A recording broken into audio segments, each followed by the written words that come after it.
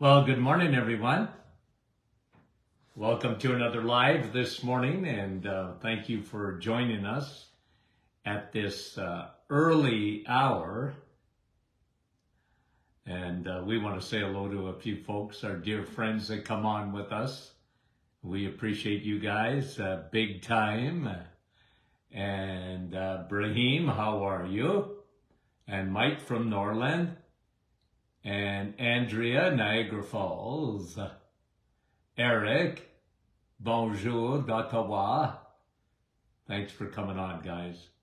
And Kevin, our friend from Oshawa. Carrie from Nebraska. Rhonda, Peter, Gary, Mary from Norwich. Wendy from Markham. Good morning, Wendy. Nick from our staff. Gertie, Burlington. And Donna, how are you?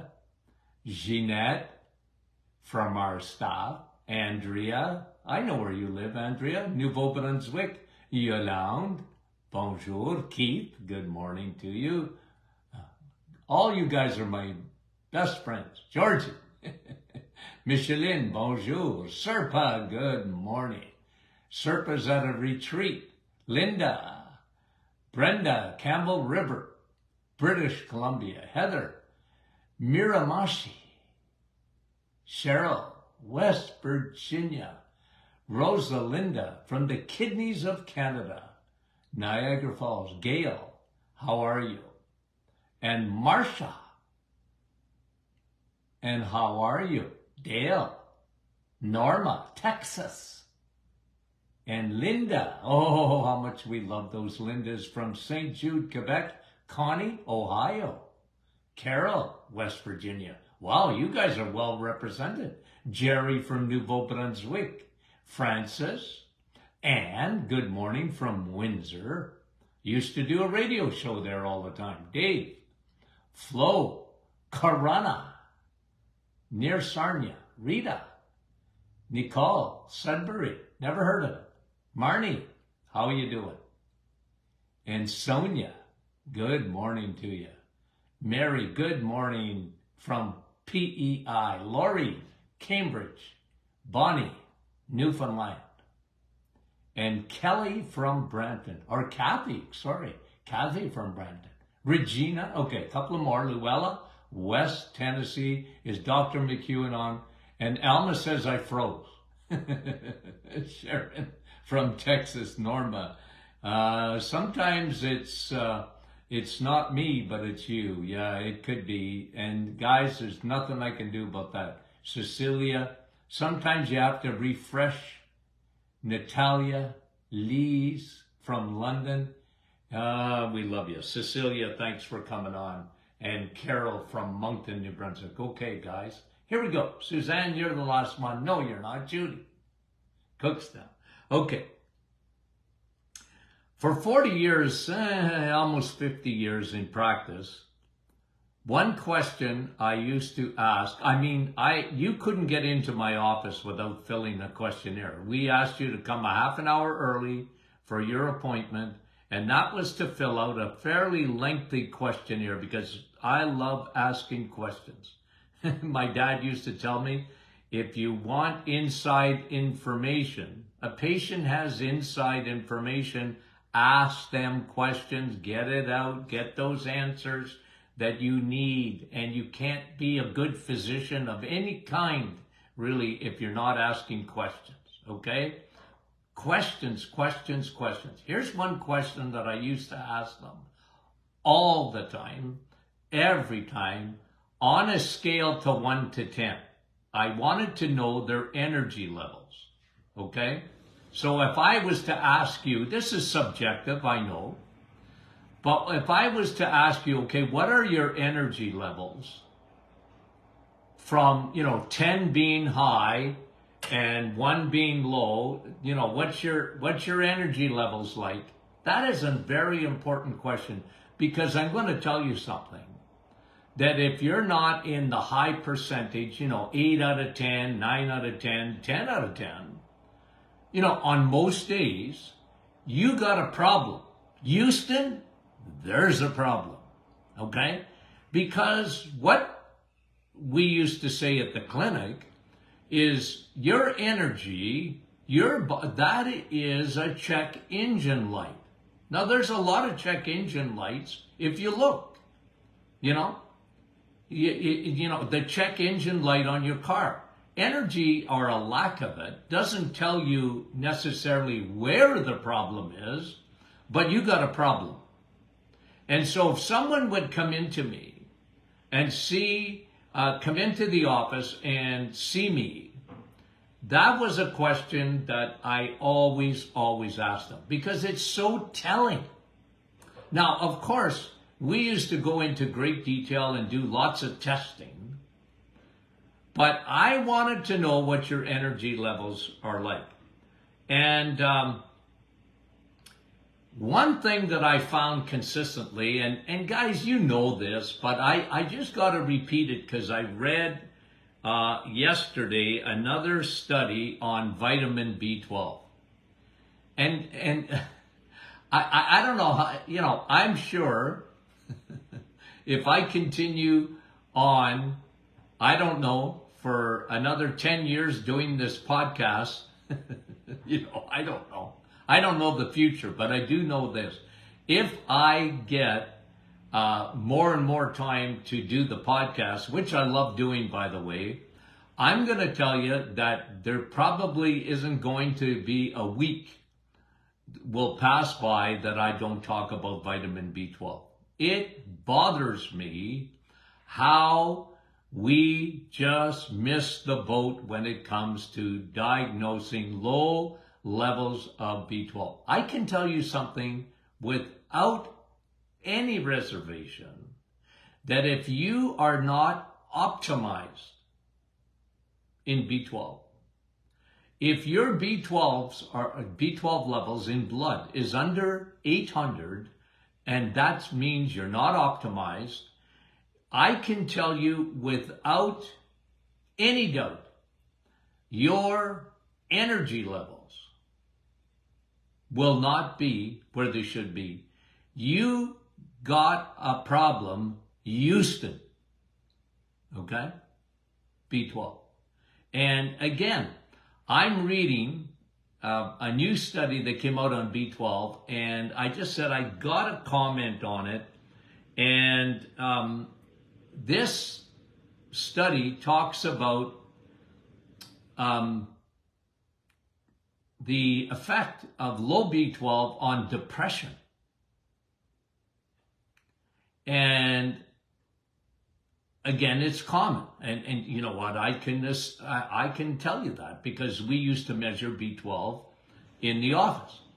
It was essential. It was one of the first things that we tested.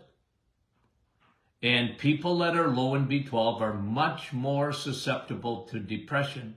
And I'm telling you that even though Alzheimer's, dementia, is a problem of insulin, for sure, type 3 diabetes, mentioned in 2005, and then it was buried, that they ought to call Alzheimer's type 3 diabetes. But guys, I'm going to tell you something. I have never seen a case of any form of poor memory, whether it has already advanced into dementia or Alzheimer's, without that person being low in B12. You know what? Here's a rule of thumb, okay? A rule of thumb. A rule of thumb is this. If you have low energy, you are low in B12. It's a rule of thumb. And today, you can hardly get physicians to look at B12. It's almost like pulling teeth. It drives me crazy. And, because when your first day in medical school, or even your undergraduate work, when you're doing any kind of physiology, you learn about the red blood cells. Red blood cells carry your oxygen. Red blood cells carry your nutrients. red blood cells are absolutely essential. And guess what? You don't make enough red blood cells without B12. They are essential. When people talk to me about anemia, and they think iron, and that's, yeah, it's true. Iron is there. It's a cofactor. But it isn't the most essential. The most essential is B12. But because what happens in blood work, when they see low ferritin, it's iron. Yeah, no. It's more than that, because B12. If you look at the patients with low ferritin, they also have suboptimal levels of B12. 100%. 100%. And so B12 is a mental vitamin. Friend, you need oxygen in your brain. And if you want to kiss your brains goodbye, I love those old expressions. If you want to kiss your brains goodbye, then avoid B12. And the way to avoid B12 in food is when you don't eat red meat. If you don't eat red meat, if you don't like sun, steak, and steel, if you avoid red meat, if you like your chicken and salad better than red meat, you are going to be low in B12. Okay? And so it's really important about that mental capacity. But they were talking about not only oxygen, it's in depression, low levels of B12. And you know what, guys? Let me give you the Martin Clinic scenario. Almost, guys, I just got to tell you this, almost without exception, almost. When I saw low levels of B12, suboptimal, okay? So remember when I'm saying that. When I say low levels of B12, if you are suboptimal, optimized B12 is the real standard that everyone on this planet should shoot for.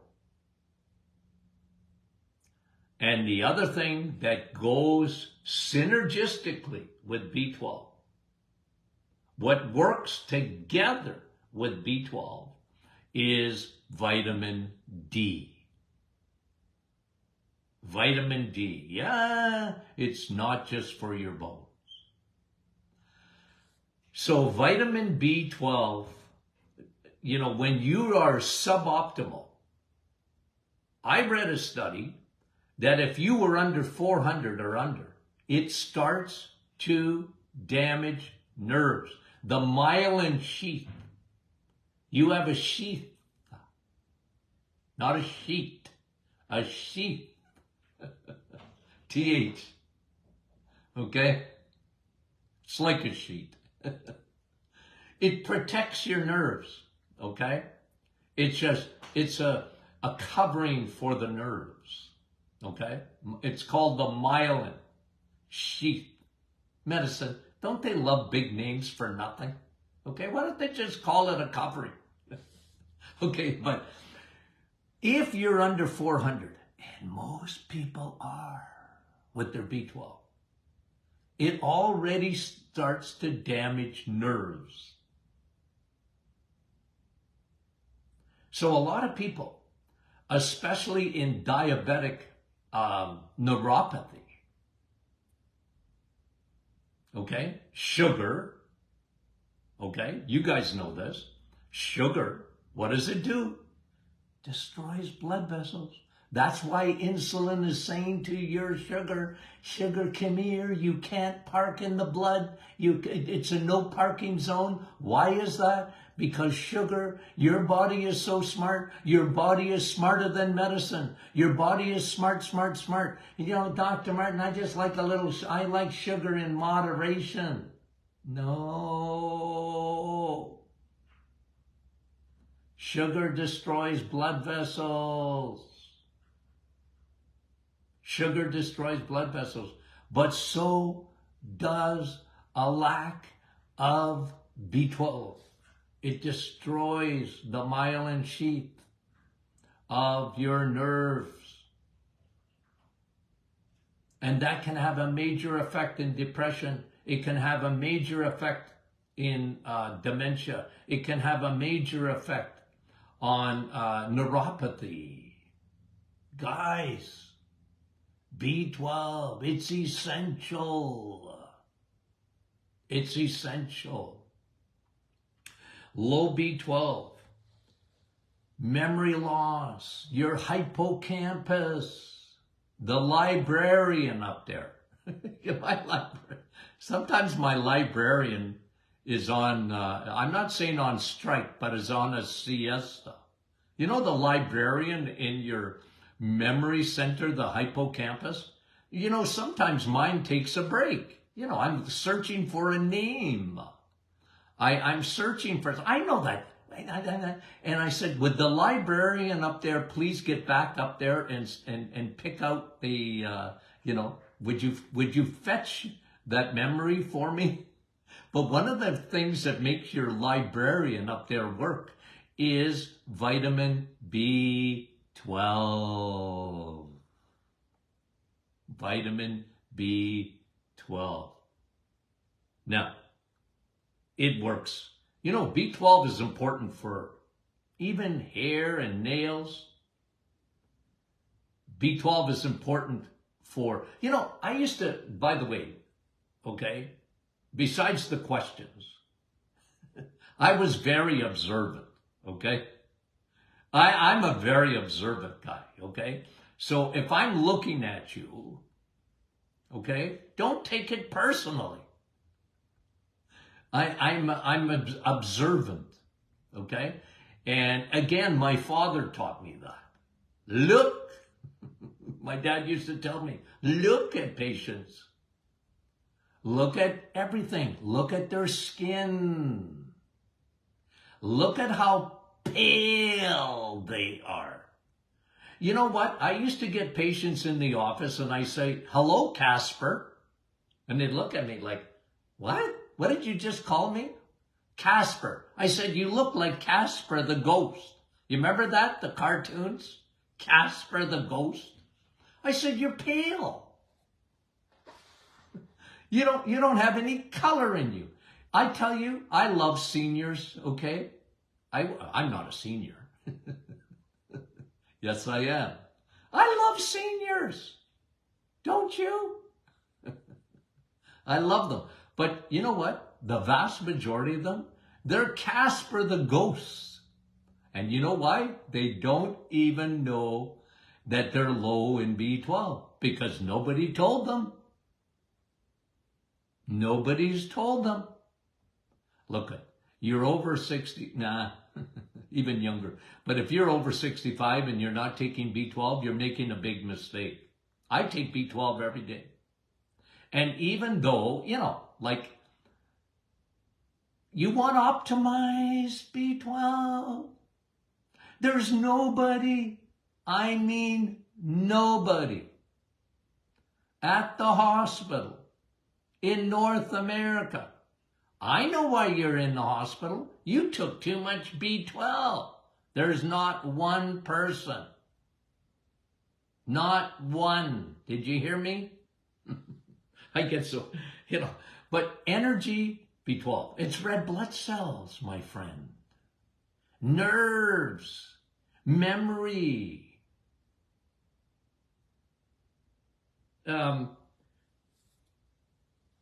You know, the mouth, you know, people that get ulcers, mouth ulcers and cankers, and people that have trouble with, you know, a perversion like in their mouth, their tongue feels weird. and, B12, almost invariably. And, it's so, so important. And the guys, I know this is repetition, but let's go over it. What causes low B12? Why are people so low in B12? Well, first of all, number one cause, they don't eat red meat. So you're not getting B12. One thing about vitamin D is if it's sunny outside, you can get some vitamin D, okay? But you can't get B12 from the sun. You got to get B12 from food, okay? You got to get B12 from food. It's essential. Food. And only in red meat, okay? Plants, okay? The plant kingdom, no B12. There's just none. You can't survive. So someone that's a vegetarian, a vegan, I'm sorry. I don't mean to offend you. I really don't. It doesn't mean I don't love you. Doesn't mean I don't care for you. As a matter of fact, I do care for you. And I care enough to tell you the truth. There's a verse in the Bible, I think it's in Galatians chapter 4 and verse 16. Have I become your enemy because I told you the truth? I'm not your enemy. I'm just telling you the truth.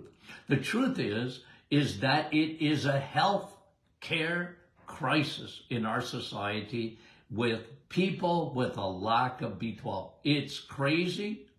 There's no need for it.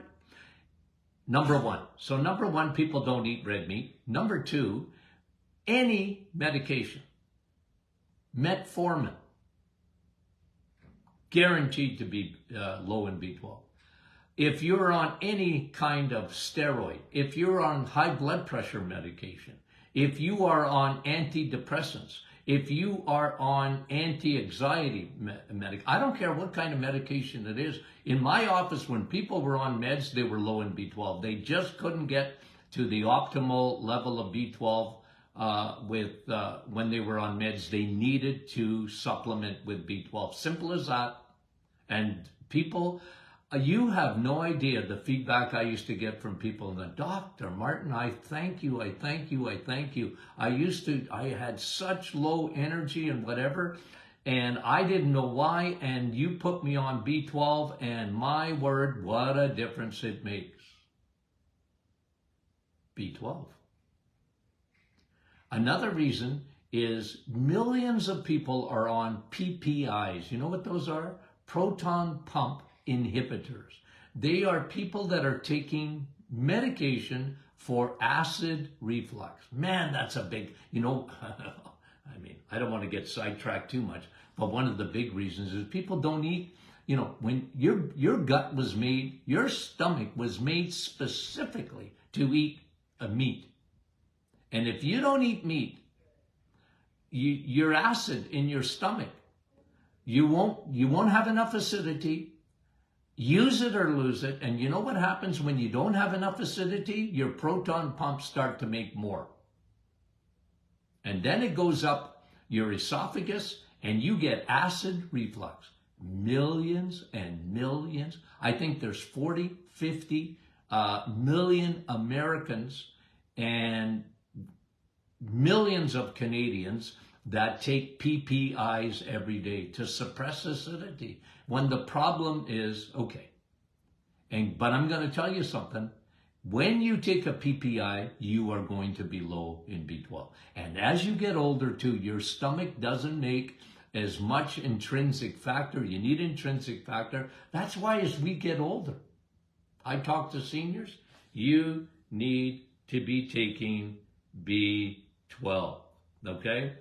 And that is so. Meds, not eating enough red meat, not absorbing because of lack of intrinsic factor as we get older. Okay, now remember, with B12, it's very important to know this, okay? Very important to know it. B12, if you're taking a B complex, I joked yesterday that, did you take your B complex this morning? And people looked at me and I said, well, did you eat bacon? I like that. I call that the B complex. No, but B12, okay? B12 has to be sublingual. You have to let it melt in your mouth. You don't want to swallow it. And it needs to, read the label, methylcobalamin. Why is that? Because only methyl is a natural B12. It's the one you absorb, okay? And I love a high dose of B12 around 4,000 micrograms a day, okay? And that's me. And that's based on my experience and what I saw in my practice on a daily basis.